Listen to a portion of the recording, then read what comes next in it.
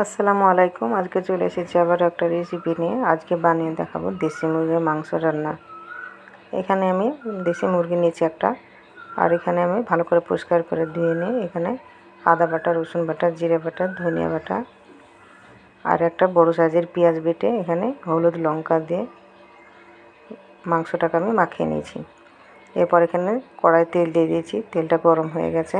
এখানে আমি বড় বড় 3 থেকে 4টে পেঁয়াজ কেটে নিয়েছি।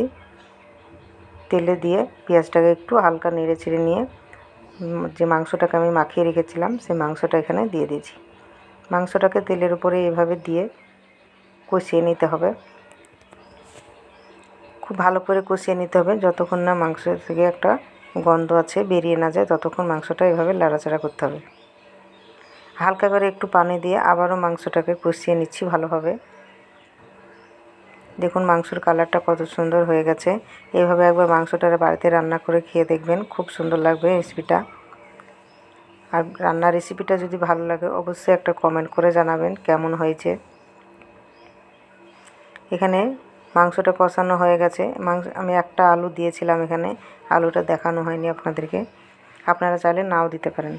এরপর এখানে মাংসটা ভালো করে সিদ্ধ করে নিয়েছি, দিয়ে এখানে পরিমাণ মতো পানি দিয়ে দিয়েছি।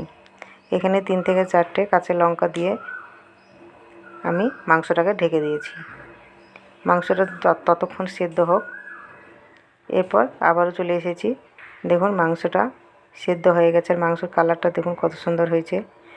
আমার রান্নার রেসিপিটা যদি ভালো লাগে অবশ্যই লাইক, কমেন্ট, শেয়ার করে দেবেন। আর আমার চ্যানেলে যারা নতুন বন্ধু তারা সাবস্ক্রাইব করে দিয়ে আমার পাশে থাকবেন।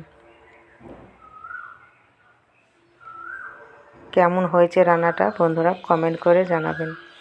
ধন্যবাদ।